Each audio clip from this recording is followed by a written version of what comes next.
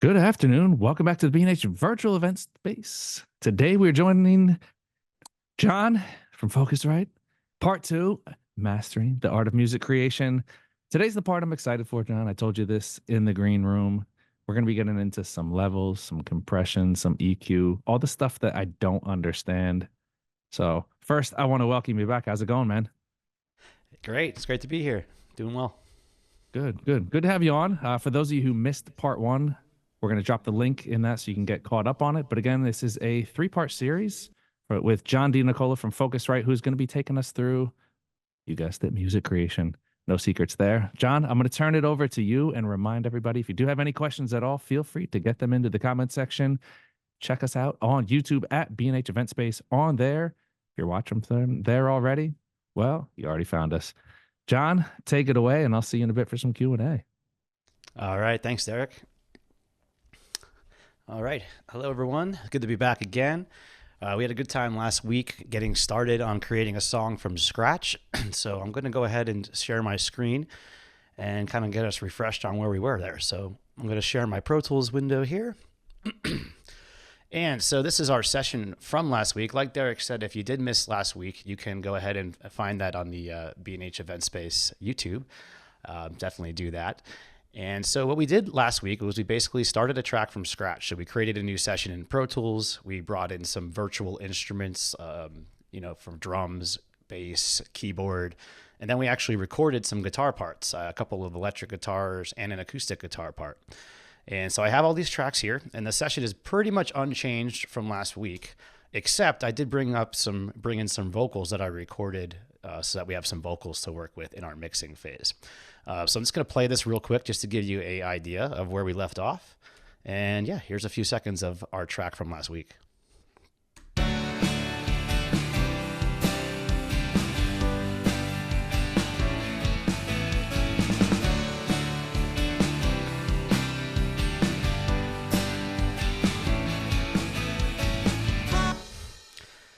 Oh, you heard that vocal pop in there at the end. We'll listen to that in a second. But so yeah, that's basically our intro to the song / chorus. So that's going to be coming in first. And the last thing I want to do before we get into the mix is I want to drag in one more element for this beginning of the song. I want to add in a lead part, and it gives me a chance to talk a little bit about Splice, which we actually include a couple of months of subscription with our Scarlett interfaces. But Splice allows you to basically, it's a big library of sounds. So they have all kinds of instruments, loops, and one-shots.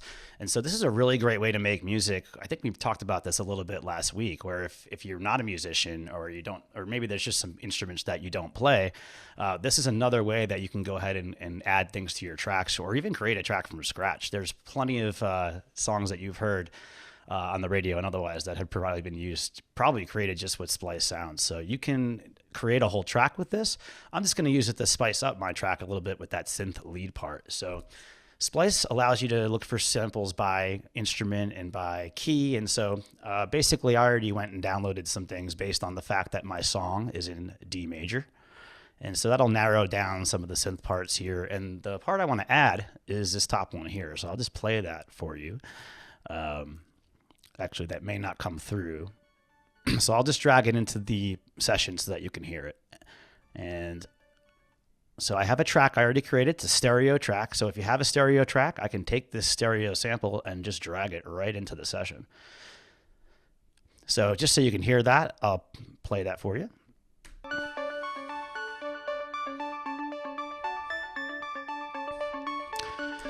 So that's sounding pretty good there, but you may be already able to tell that it's not at the right tempo because the loop is at 115 beats per minute and my song is at 132. So different DAWs or digital audio workstations will handle this differently, but basically you need to be able to stretch this clip or collapse it to the right BPM. So in Pro Tools, I'm going to go to my elastic properties and I'm just going to tell Pro Tools that this clip is at 115. And when I do that, now that it knows it's 115, it can stretch it, or in this case, squish it together to go ahead and make it fit the session. And now you can see that this is exactly 2 bars. So let's go ahead and hear how that sounds in the track.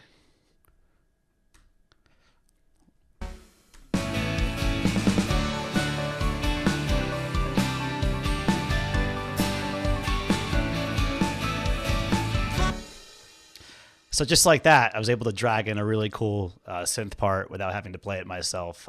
Just had to get something in the right key and then make sure that Pro Tools stretched it to the proper tempo. And so we have that in there as a nice little intro. And then we also have some vocals here for our chorus. So I kind of like what we have to work with. I think this is enough to get into some mixing. So let's go ahead and do that. So the first thing we're going to do, there is one more step that I want to talk about with these vocal parts. Most productions, modern productions that you hear today, usually have some form of tuning on the vocal. I'm going to play this vocal for you right now without anything on it, and you're going to notice it's definitely a little bit pitchy sounding. We wanted to make sure, when we recorded these, I wanted to make sure for this example you could hear it. So, but yeah, we're going to play these now, and you'll hear that, and then we'll fix it up.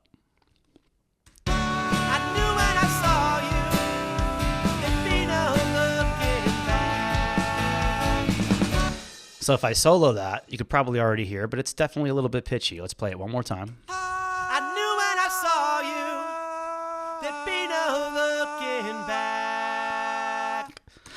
So definitely before the mix phase, you would want to tune this vocal, either with Autotune or something like that. So I'm going to use Autotune Access, which is also included in the Hitmaker expansion with the Scarlett interfaces.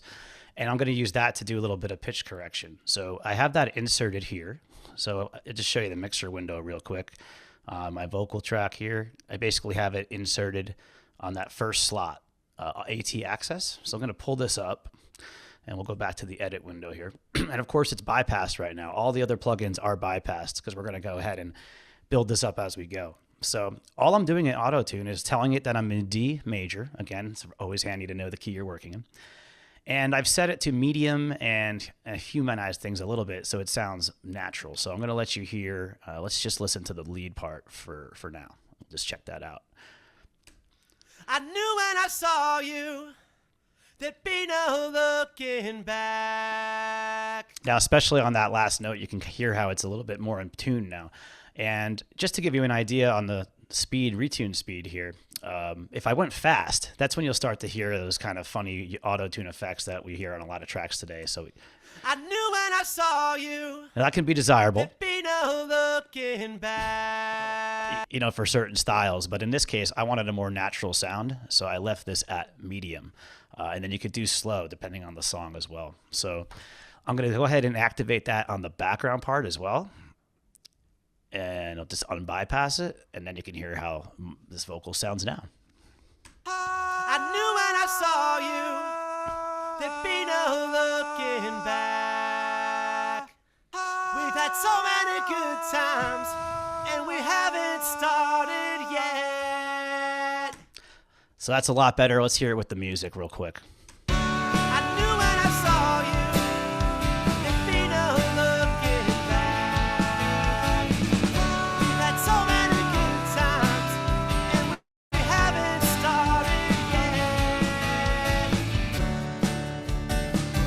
All right, there it is. So now we have a vocal sounding a little bit more polished already out of the gate. And I think now we're ready to go ahead and start mixing the track more properly. So for this section, I'm going to, well, let's go ahead and we'll highlight this vocal part here so that it loops when I play. And I'm going to go to my mixer window. And we're going to start off by, first thing I'm going to do is start this mix kind of over again. So you can see right now I'm clipping my master fader mix bus here. I have some faders that are, this is at +6, which isn't really desirable. So I'm just going to reset this mix because this was kind of set up for the tracking session last week, and I wasn't paying attention to my levels and everything like that. So the fastest way to do that is I'm going to go highlight all the faders in my group and just pull everything down. And I'll go unhighlight that group again. And so here we are. And what I'm going to do is, of course, I'm going to bring this master fader back up because we definitely want that. And there we go. There it is. You can hold Command to get a more exact position on that fader too. And so I'm going to bring up all these tracks one at a time. And as I do so, I'm going to make sure I have some headroom here. So I'm going to try to peak around -6, maybe -3 dB by the time I'm done. So it might be a little bit quieter than you expect, but we want to have headroom here. It's really important for a few reasons. Number one, I want to be able to add some processing, which may change volume levels a little bit. But then I also may want to just be able to turn tracks up later on. And then most importantly, for the mastering phase, which we're going to talk about next week, you want to leave some headroom in there so that you have, some places to go as far as controlling dynamics in the mastering stage. So that being said, let's go ahead and bring these faders back up again. The only thing I'm going to do besides volumes is I'm also going to do some panning, specifically on the 2 guitar parts, because I did do 2 electric guitar parts last week, pretty similar parts, but if you pan them opposite each other, you'll get a nice wide guitar sound. So you'll hear that happening as we go. So let's start with the drums, and we'll start playing from there.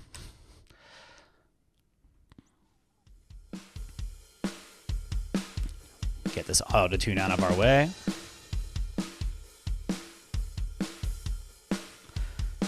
All right.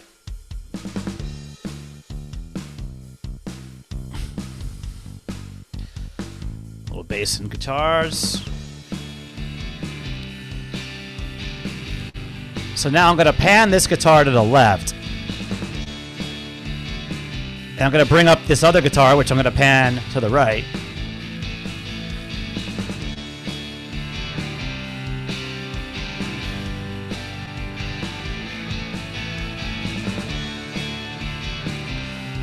All right, let's bring the acoustic guitar in. I'm going to pan the acoustic right, and I'm going to bring it in just so you can barely hear it.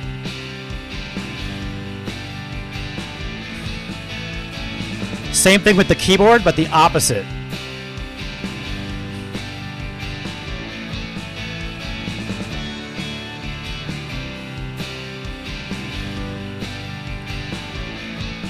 All right, that sounded pretty good. Let's bring the vocals in.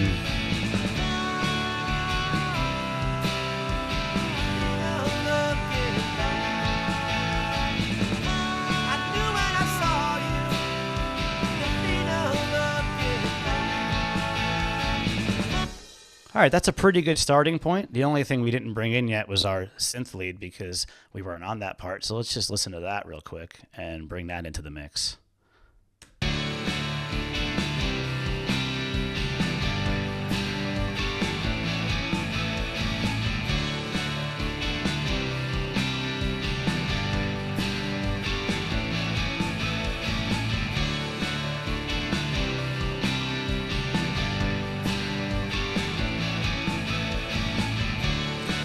All right, so already we can hear the track is really starting to fill up a little bit just by panning some of these things a little bit left and right with like those 2 guitar parts, the acoustic guitar and the keyboard creates space in my mix so that sounds aren't kind of overlapping each other and just makes the mix sound a lot wider as well. And so that's a really popular technique is for guitars especially. You can record a guitar part 2 different times like I did in the session last week, pan them opposite each other, and then with the assistance of some EQ, like we're going to do in a moment here, you can get a really nice wide guitar sound relatively easily.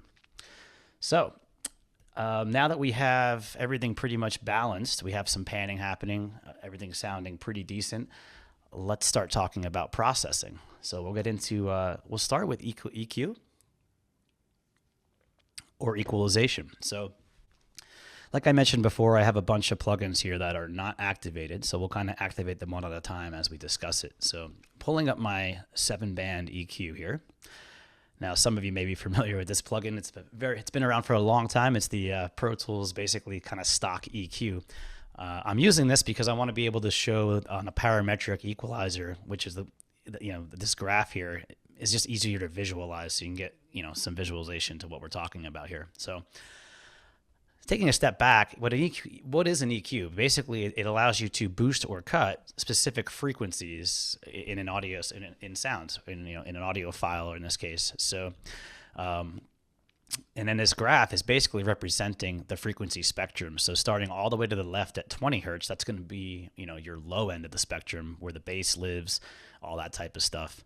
And then, of course, you move towards the mid-range, and that's going to be where most of your content is, your vocals, your guitars. The meat of those sounds are mostly going to be in that mid-range. And then as you get further out towards the right, 10K, 20K, that's going to be your high end, and your air or your sizzle.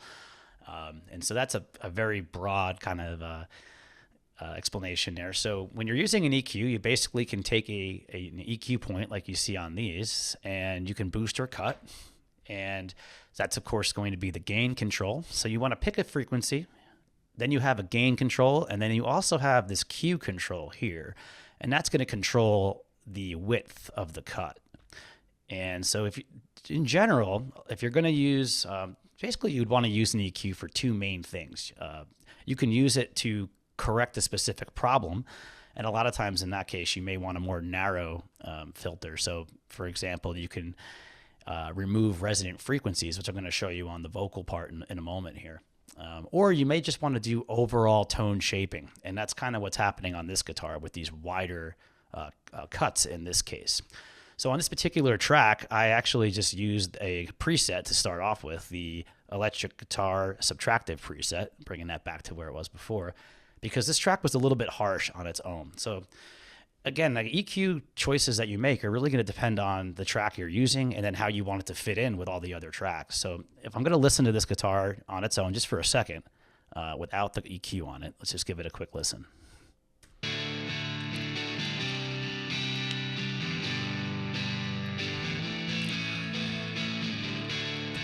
So sounds pretty good there. I just wanted to take some of those harsh mid-range out of that sound a little bit. And so that's what we're doing here on the EQ. So I'm going to turn this on and off so you can kind of hear that. So this is on.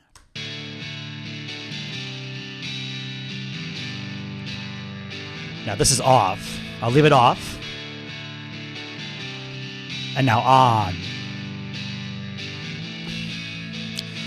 So this cut here at 1K is taking a lot of the mid-range out of the signal, and it's making a really big difference. Hear how that changes, for example, if I boost that instead.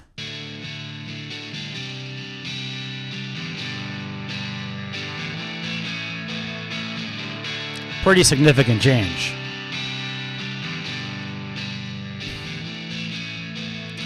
And from right there, I only did basically went from a couple of dB cut to a couple of dB boost. So you can hear, especially with these wider Q points, how much that can affect the sound.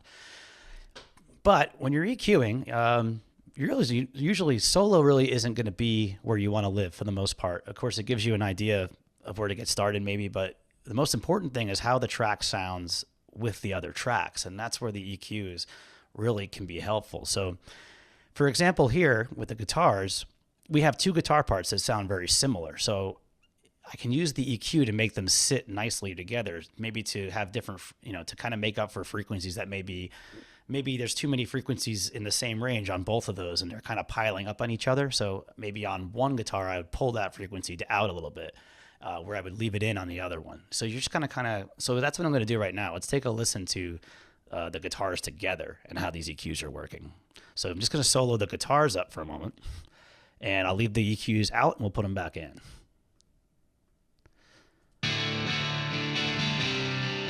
Oh, that's out.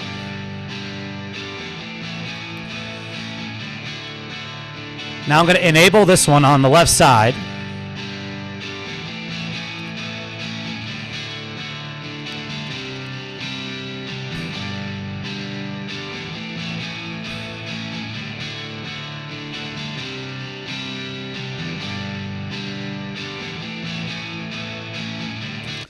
So I didn't get the chance to show you on the other guitar the differences, but basically on that guitar, I did trim some of the harshness off on the top end a little bit. And then I gave a little bit of a boost here around 200 hertz or so to give a little bit more bass, a little bit more beef to it. So let's listen to just that so you can hear it. And you'll hear a big difference when I bypass.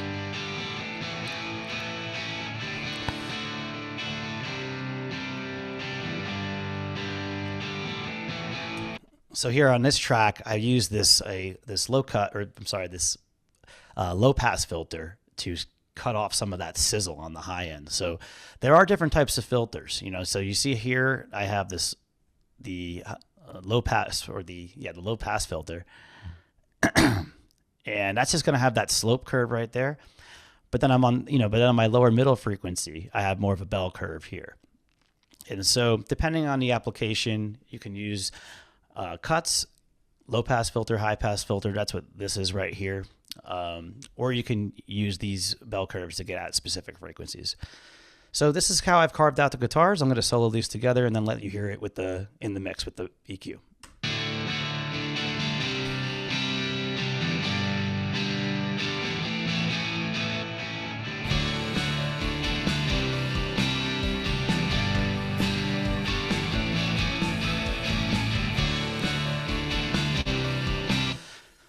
And so the guitars are sitting a little bit nicely together. It's a pretty subtle difference. So I know some of this might not translate too well over Zoom, but hopefully you can get an idea of, by basically carving out some of these different frequencies, these guitars are sitting nicely together now.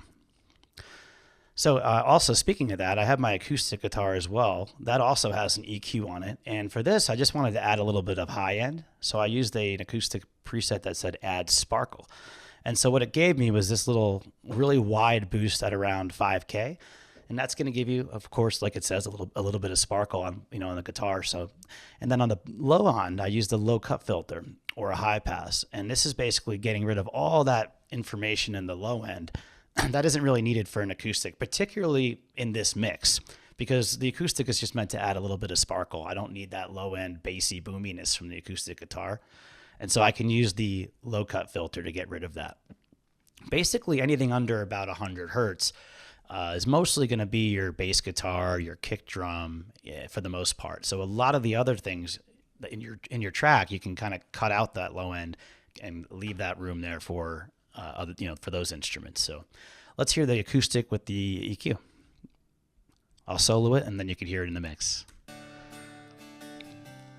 So that's bypassed. And then this just adds a little bit of top end there.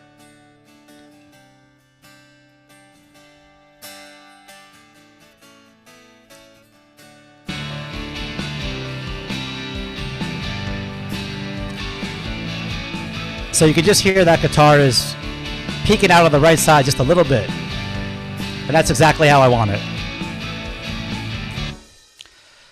So the last last track we're going to EQ here is the vocals. So I'm going to move into my 7-band on vocal 1 here. And then let's move our loop to where the vocals are at.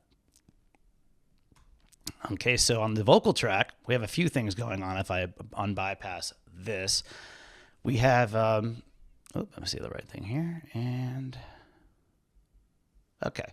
So I have it on a add presence for this thing here and for this lead vocal track. And so this is just a preset I pulled up under, I think it was under vocals. Let's see. So add presence. Yeah, there we go. And then so that gave me a nice little boost at around 5K for the presence part of it. And then again, I wanted to pull out the low end here as well. So what I did was I went high pass filter. We're going to go ahead and activate that. Turn it on, and again, I'm going to set this for a vocal right around like 75 or 80 hertz or so, just to get rid of that low end rumbling. And then this control here will make it a steeper filter, but we're going to keep this around 12 dB. And so let's give a listen to this.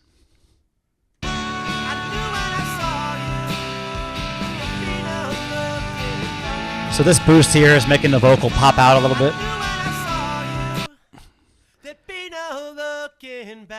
So I'll bypass that. I knew when I saw you there'd be no back on. Back. And then you could hear that it kind of just adds a little bit of sparkle there as well.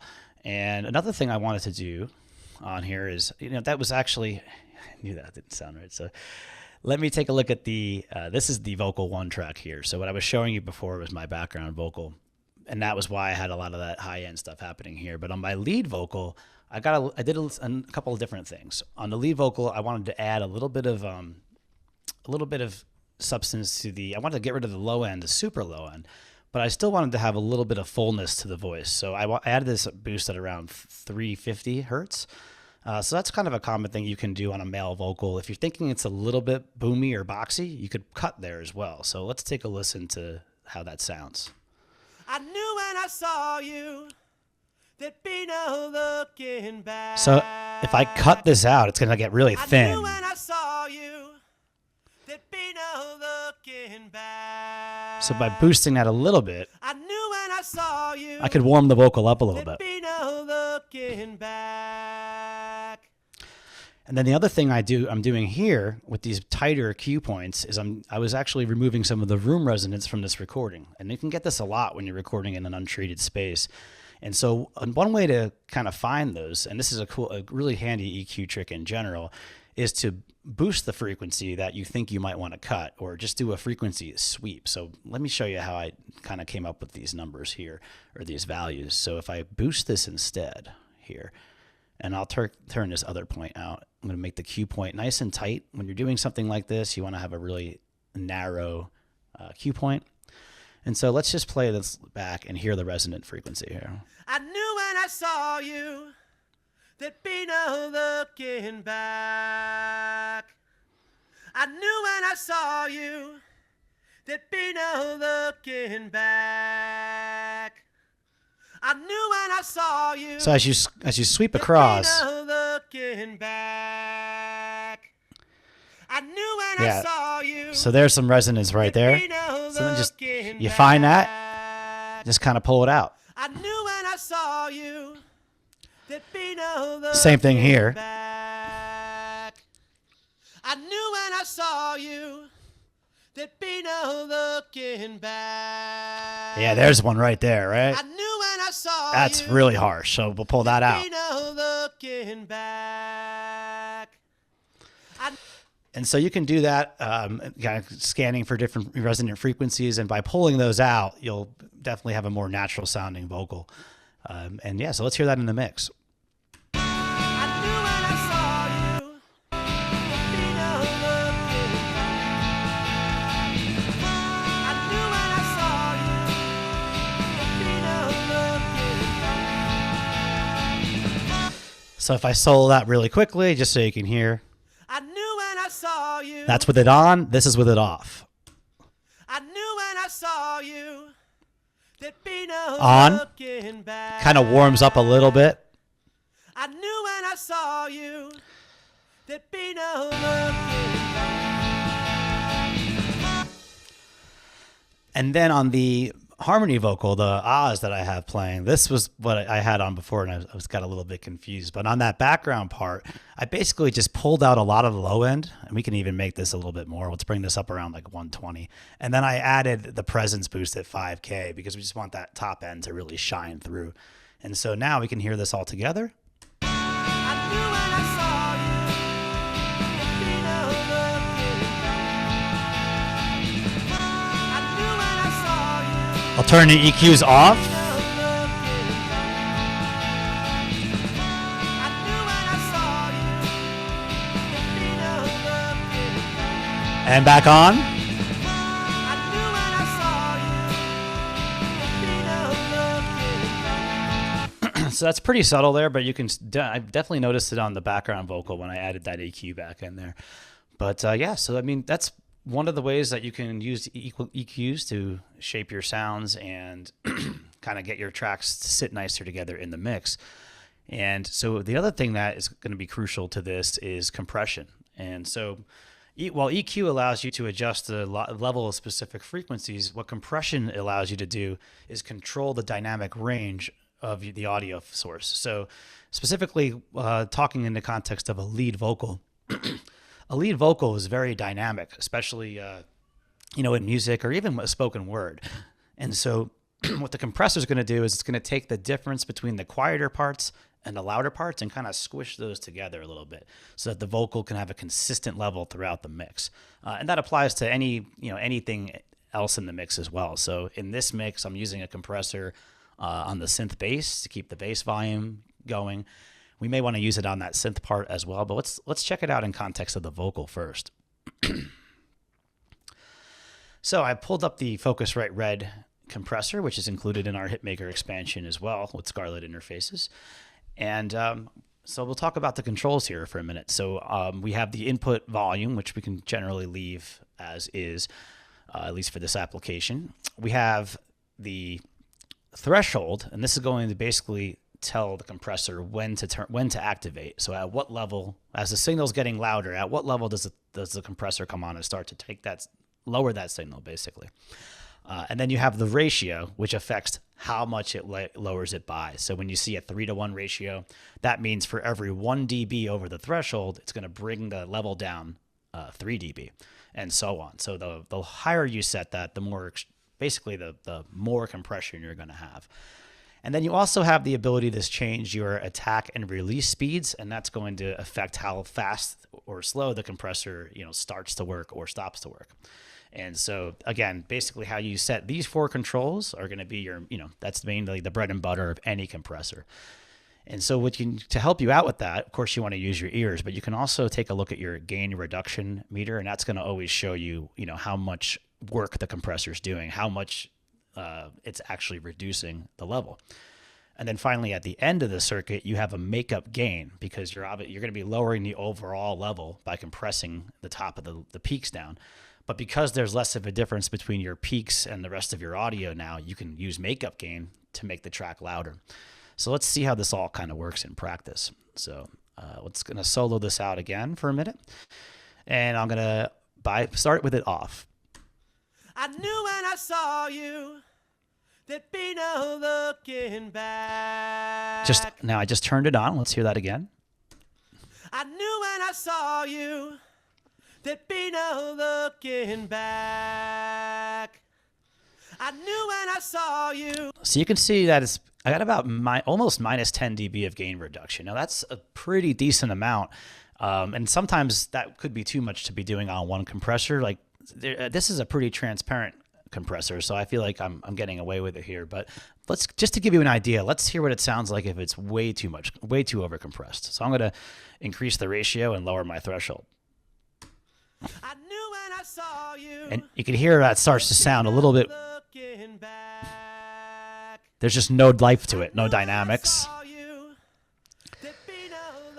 And you can kind of hear that it's pumping a little bit, and so that's what you want to avoid that. And that's the sweet spot that you have to find when using compression. You want to be able to have it do what it needs to do, but also, be transparent a lot of times. And so let's give that a listen, and we'll hear it in the context of the mix.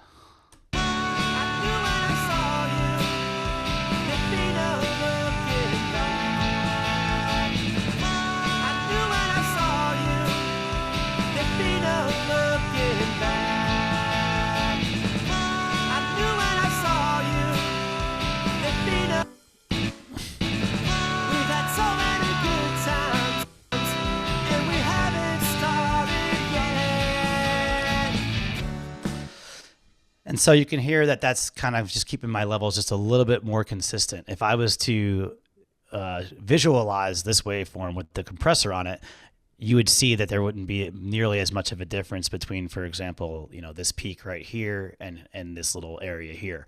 So the compressor kind of levels that out for you.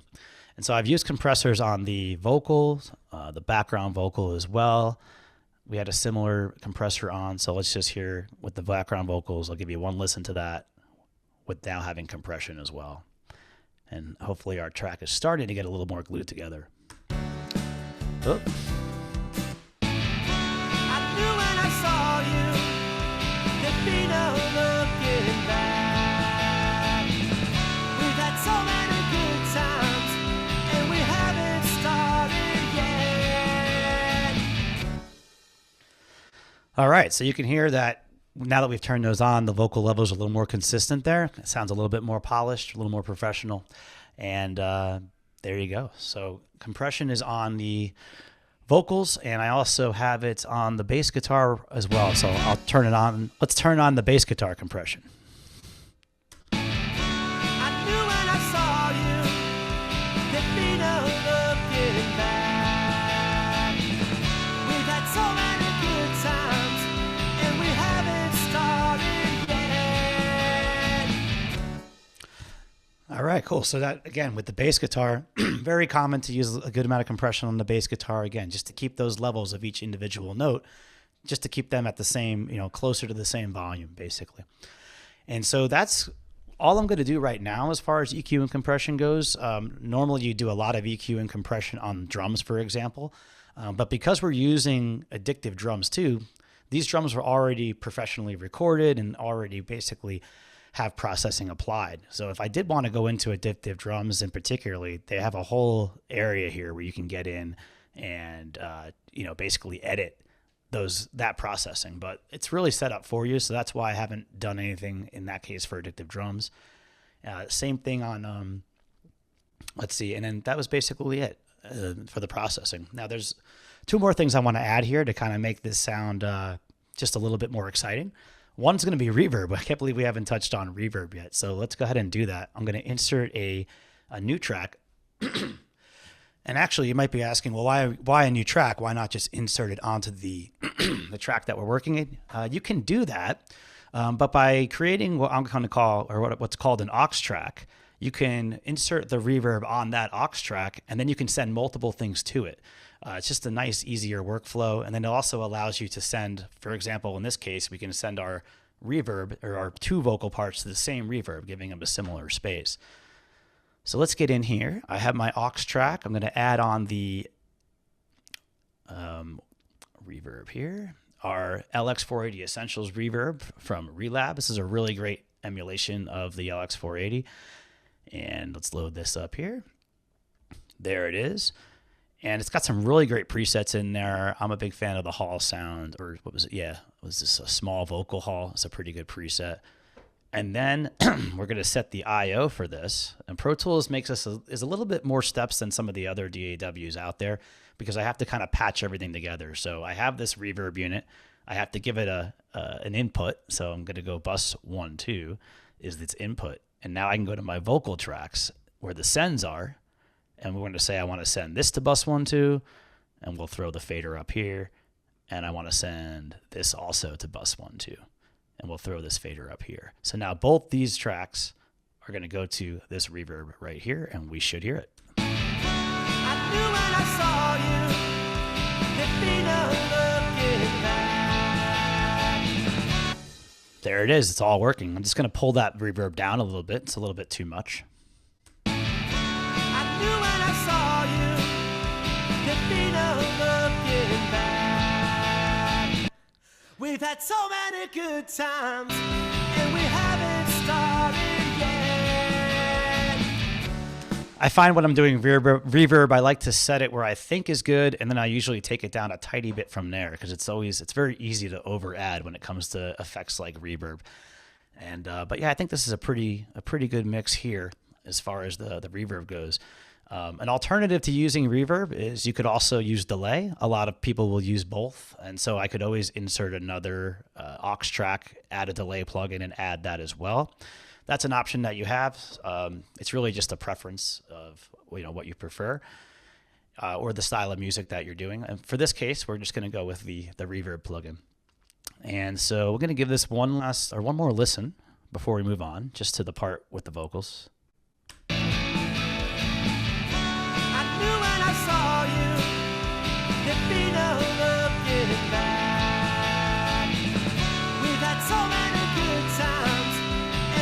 Be a little more.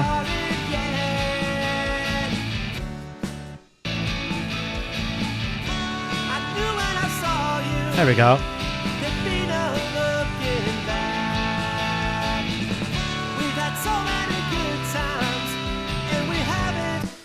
That's a pretty good start. I'm liking how that sounds. I just want to do one more thing to my vocals. So a lot of times when you're in the studio, for recording vocals, especially in a pop track or even a rock song, you'll do a lot more vocal layering, than what we have here. It wouldn't be uncommon for this background part here, for example, to be recorded 3-4 times and layered on top of each other.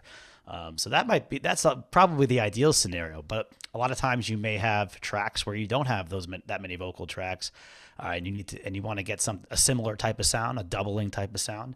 And so our sister company Sonics has a cool plugin for that called the Vox Widener and Vox Thicken. And so I use that on this track as well. So for thicken, it's basically just going to make my lead vocal sound like it's doubled. So I'm going to pull this up. And it's very simple to use. You just have a few different controls here that you can control kind of what the double part sounds like. And so let's check that out. It's pretty noticeable, but subtle, but also, you know, noticeable effect as well. Let's play it. I knew when I saw you, there'd be no looking back. So you can hear how it's a little doubled up. I knew when I saw you, Can add more of it. there'd be no looking back. A little more depth. I knew when I saw you, there'd be no looking back. I knew when I saw you, there'd be no looking back. So that gives us a nice little extra element to that lead vocal, like it would sound like if it was doubled up in the studio. And then we also have the widener, Vox widener plugin, which I'm going to use on these ahs, and this is really cool. So what I've done with this is I've used when you go into the Vox widen, I used a mono to stereo plugin. So just like on the guitar amps from last week, it's a mono track. It's just my voice, but the plugin is going to make it stereo. And so that's what this widener is going to do. Just like if I had recorded a couple vocals and panned them opposite each other. So let's check out how this sounds. This will be super noticeable. So there it is, on and off, off and on. I knew when I saw you, there'd be no looking back. I knew when I saw you, All right. there'd be no looking back. Now I'm just going to balance this a little bit. I knew when I saw you, there'd be no looking back. We've had so many good times, and we haven't started yet. Pretty cool. Start from the beginning here. I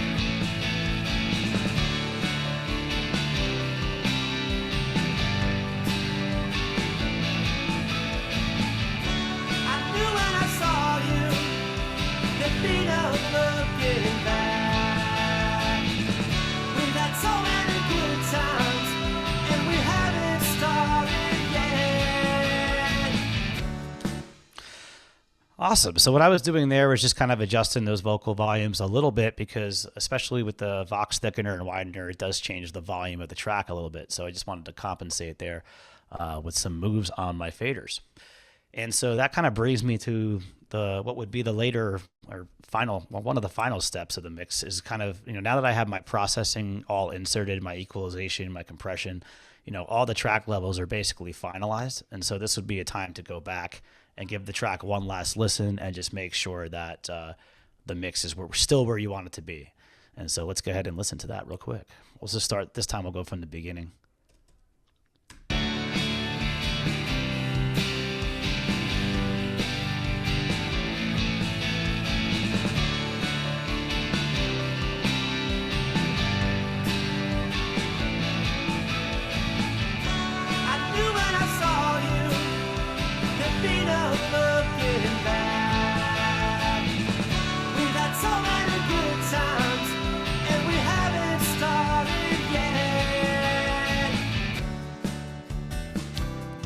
There it is.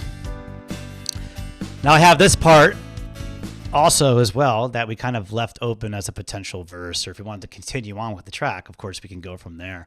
But yeah, I think this part in the beginning is pretty much has a pretty good mix going on. So we have things panned, we're EQ'd, we have compression going. Everything sounds pretty good. And then if you look back at this master fader one more time as I play this, you'll see that we're kind of right where we should be, maybe peaking a little hotter than I'd like. But I think we're in pretty good shape here.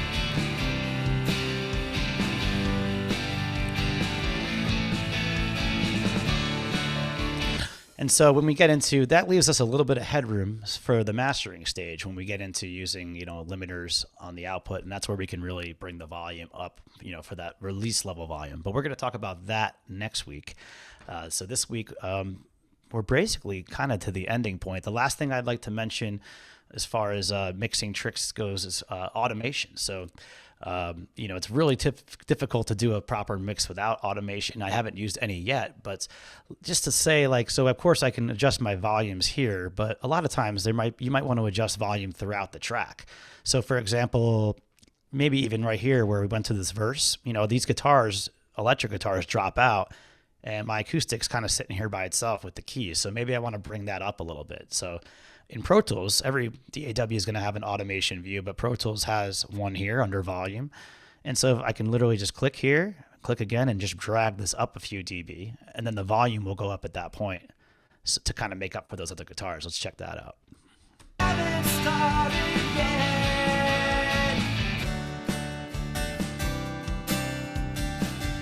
I could do that on the keys too. Let's do that.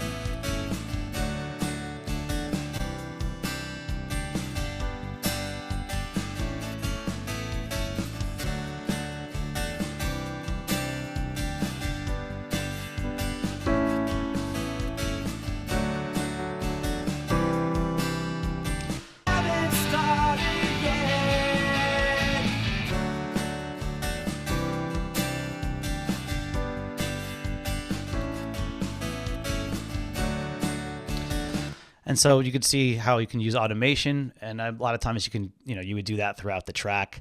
You could do it with your mouse, or you can also use external controllers to ride a fader like you would do on a mixing console and draw that automation in that way. But automation is certainly it's a useful thing that you're probably going to need in your mix as well. So yeah, here we are. We have a pretty good mix here of at least our beginning of our track with our first chorus and intro part there.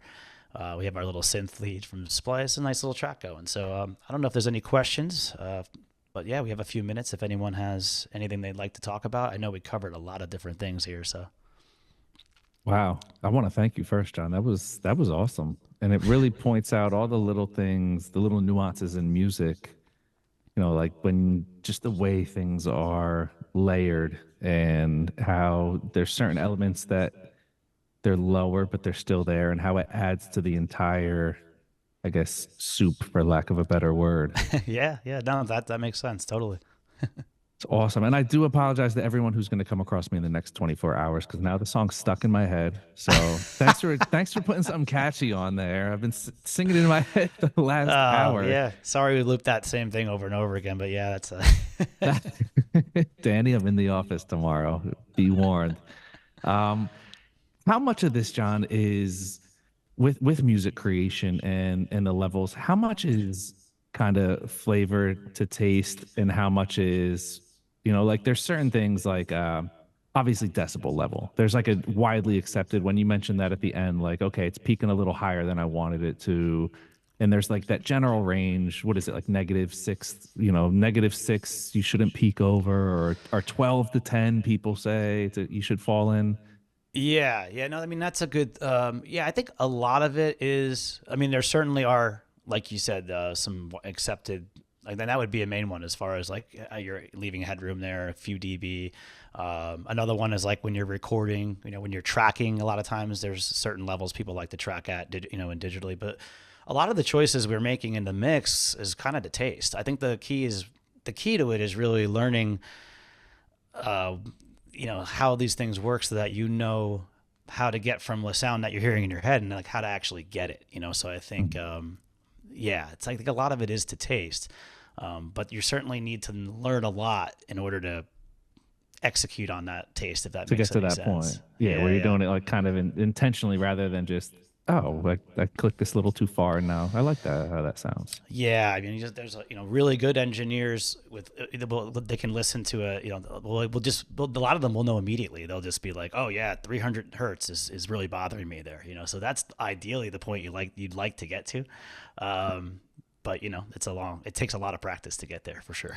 Well, I'll even say, like, I was following you along, listening and watching.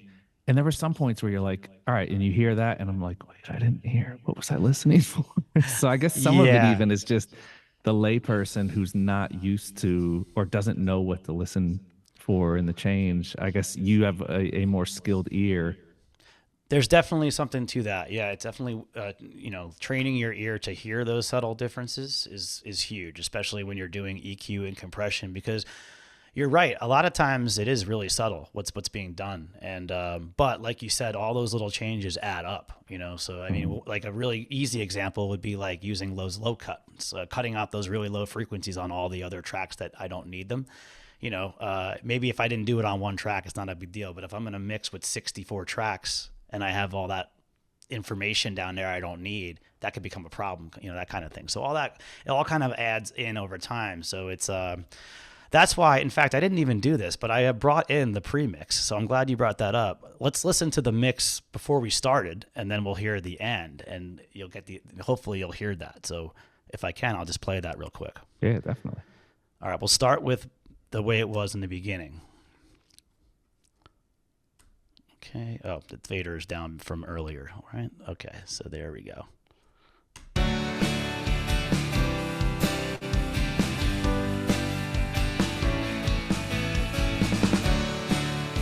We didn't have our synth part.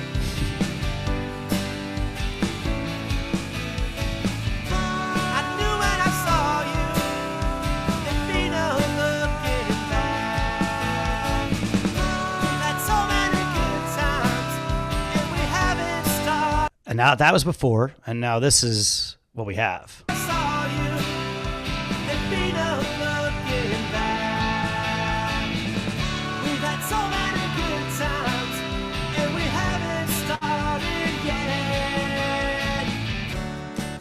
So I hope that translated over Zoom, or were you able to hear the differences there? Oh yeah, definitely. Okay, cool. So that kind of gives you, for the untrained ear, that now you can kind of hear like all those little changes that add up, to a big difference, Yeah, it is. I mean, it really goes from just sounding like when you listen to the premix, it sounds fine. Right. But then after all that, I'm like, wait, when you played it again, I'm like, it sounds flat. Like there's a lot missing. Right. Yeah, exactly. So yeah, I guess that means we did something right here, I think. I think so. Look, I'm still not ready to produce music. So I got to work at this. But no, this was a great help, John. And you know what? I want to thank you because you're making it very easy. I'm actually following along. And it is for someone who knows nothing. I love music, but I know nothing about anything you're doing. So it's kind of cool for me to use that as like a gauge to see how easy is this to just really pick up and just start playing with things. I think there's some things that you're doing that you can hear it audibly. It's like any program of any style where you just take a slider or a knob and play with it, and you turn it really far to see what it does, and then dial it back. Yeah. And there's a lot of great information out there as well. Like I wasn't super specific on, like, for example, on like particular settings for given instruments, but you can find tons of videos and articles that kind of dive into those more specific things. But yeah, I mean, it's also good to just use your ears and kind of get in there and experiment. Definitely. Well, that's where I don't trust myself. I think I've blown them out. Pantera as a child was not good. Yeah. All right. Well, John, huge thank you. Next week we are getting into mastering. So I always thought mixing and mastering was like one and the same, but as I'm seeing, don't tell any mastering engineers that. Yeah, right. I'm going to be doing a disservice to the entire audio engineering industry. So huge thank you to John and Focusrite for putting together this series. Next week, we're going to tie things up. So part 3 is next week. If you haven't watched part 1, we dropped the link for you guys to catch up there. And if you head over to the event space page, you can get the details on next week. So John, huge thank you to you once again, the entire Focusrite team. We'll see you next week.